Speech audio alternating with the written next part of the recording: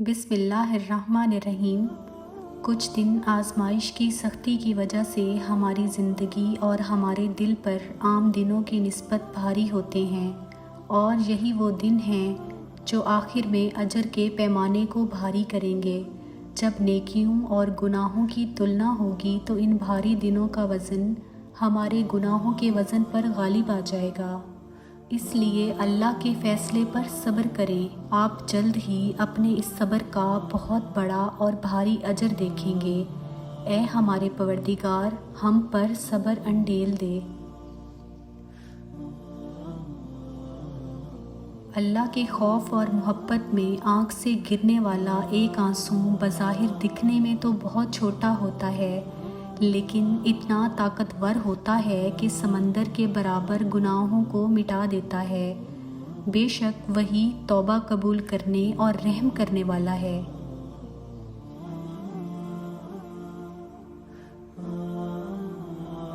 آپ اپنی نمازوں کو دنیا کے سبھی کاموں سے اول رکھیں گے تو اللہ تعالیٰ آپ کے لیے مدد کے وہ دروازے کھولے گا جن کا آپ کی نظر میں کوئی وجود ہی نہیں ہے۔ غیبی دروازے۔ اے ایمان والو، ثابت قدمی اور نماز سے مدد چاہو۔ ہمیں موسیٰ علیہ السلام جیسے معجزے تو چاہیے، مگر ہمیں ان کی عبادت کی تڑپ اور شدت تو معلوم ہی نہیں ہے کہ جب وہ پہاڑ کی طرف تیزی سے بھاگے تو اللہ تعالیٰ نے پوچھا کہ انہوں نے اتنی تیزی کیوں کی؟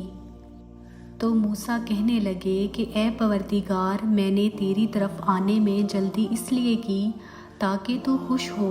یہ ان کی اپنے رب سے ملنے کے لیے محبت اور شوق کی کیفیت تھی۔ کیا ہماری ایسی کیفیت ہوتی ہے جب ہم اذان کی آواز سنتے ہیں؟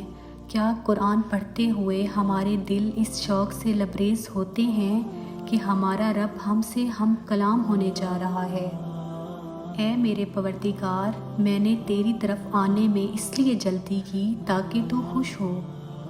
آپ نے ماضی میں چاہے جتنے بھی گناہ کیے ہوں، مگر کبھی بھی یہ مت سوچیں کہ آپ اب بدل نہیں سکتے۔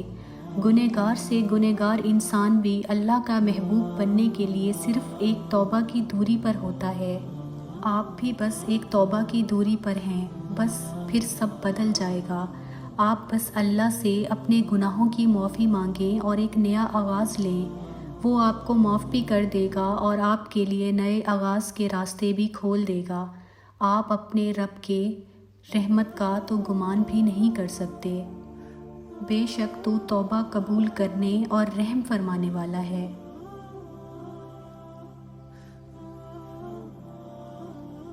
جس آزمائش پر آپ ابھی غمگین ہو رہے ہیں اور سوچ رہے ہیں کہ یہ اللہ کی طرف سے سزا ہے، اس آزمائش کا قیامت والے دن جب آپ کو صلہ ملے گا، لوگ دیکھیں گے تو لوگ تمنا کریں گے کاش دنیا میں ان کی کھالیں کینچیوں سے کتر دی جاتی، یعنی جو آپ کو ملی تھی اس سے بھی بڑی آزمائش انہیں ملتی، تاکہ انہیں بھی آپ کی طرح اتنا بڑا صلہ نصیب ہوتا۔ آپ تو اندازہ ہی نہیں ہے کہ کتنے خوش بخت ہیں آپ، اور بے شک اللہ کے پاس بڑا اجر ہے۔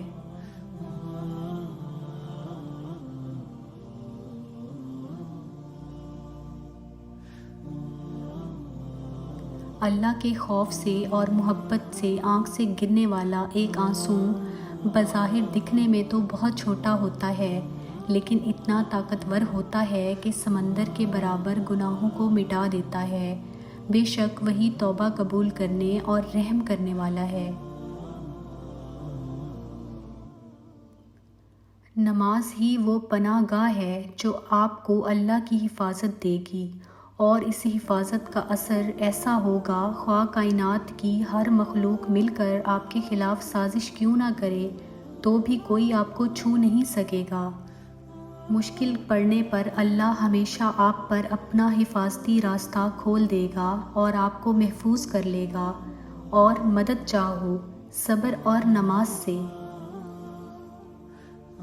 اللہ کی رحمت سے کبھی بھی مایوس نہیں ہوتے، پھر چاہے آزمائش کتنی ہی لمبی کیوں نہ ہو، کیونکہ جو مایوس نہیں ہوتے اللہ ان کے حالات بدلنے میں دیری نہیں کرتا۔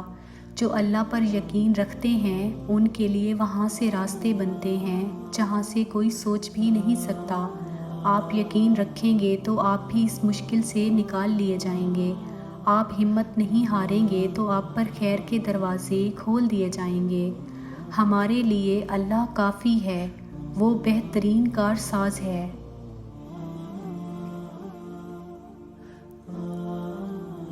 ہمیشہ قرآن پڑھنے کے بعد خود سے یہ سوال پوچھا کریں کہ آج قرآن کا جتنا حصہ میں نے پڑھا ہے اس میں سے کیا سیکھا ہے۔ اگر آپ کو کچھ بھی سمجھ نہ آئے تب بھی بیٹھ کر سوچا کریں کہ آخر میرے لیے آج اللہ کی طرف سے کیا پیغام آیا ہے، کیونکہ قرآن سمجھ نہ آنے کے باوجود بھی جب اللہ آپ کو اپنی کتاب کے لیے کوشش کرتے ہوئے دیکھے گا تو وہ آپ پر علم اور حکمت کے دروازے کھول دے گا۔ جس کے لیے قرآن مشکل ہو مگر پھر بھی وہ اسے سمجھنے کی کوشش کرے، اس کے لیے تو دوہرا اجر ہے، ایک پڑھنے کا اجر، دوسرا مشقت کا اجر۔